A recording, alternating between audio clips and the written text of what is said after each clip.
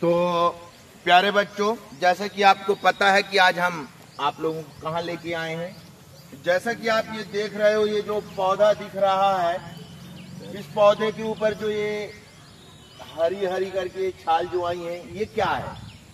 इसी को हम अमरबेल बोलते हैं। क्या बोलते हैं? अमरबेल। बेटा अमरबेल क्या होता है? ये परपोसी है। क्या कैसा पौधा है ये? परपोसी।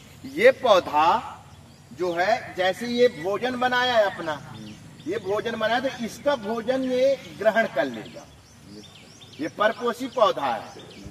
दो पौधे, स्वपोषी और परपोषी। स्वपोषी पौधे वो कहलाते हैं जो अपना भोजन स्वयं बनाते हैं, और परपोषी पौधे क्या हैं? जो अपना भोजन किसी दूसरे पर आश्रित रहते हैं। जैसे कि मैंने अमरबेल, आपके टॉपिक में था कि सर अमरबेल देखना, तो ये अमरबेल है। ये अमरबेल इसके बनाए हुए भोजन को ग्रहण करता है और धीरे धीरे क्या करेगा, इस पौधे को सुखा देगा, क्योंकि ये अपना भोजन बनाता तो है परंतु ग्रहण नहीं करता, और ये हरा रहेगा और इसको पूरा बनाया हुआ भोजन करेगा। अब जैसे आपका एक टॉपिक है जाइलम और फ्लोएम, तो जाइलम और फ्लोएम देखने के लिए मैंने बताया था जाइलम। तो जाइलम क्या है बताइए? जाइलम क्या करता है? अब फ्लोएम। जाइलम नीचे से भोजन को लेकर के ऊपर सारी पत्ती को। बिल्कुल। जैसा कि मैं बात करता हूँ जाइलम की, तो ये अपना ये पेड़ दिख रहा है, आपको पेड़ दिख रहा है ना? इस पेड़ पे देखेंगे जाइलम और फ्लोएम समझेंगे। ये जड़ है। ये क्या है? जड़। जमीन से जो पोषक तत्व होते हैं, जमीन से क्या होते हैं? जो पोषक तत्व होते हैं, है ना? तो उससे जो है ये पूरा पोषक तत्व कहाँ तक पहुँचाता है? पत्तियों तक पहुँचाता है। इस प्रक्रिया को क्या कहते हैं हम? जाइलम कहते हैं। क्या कहते हैं? जाइलम कहते हैं। और जो भोजन बनाती है ना पत्तियां, भोजन बनाए हुए भाग को विभिन्न भागों तक पहुँचाता है।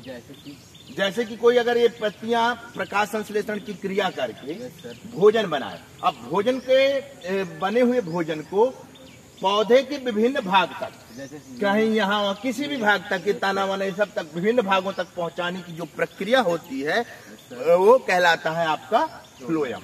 समझ में आया कि नहीं आया? तो जाइलम की प्रक्रिया कहाँ से? जड़ से।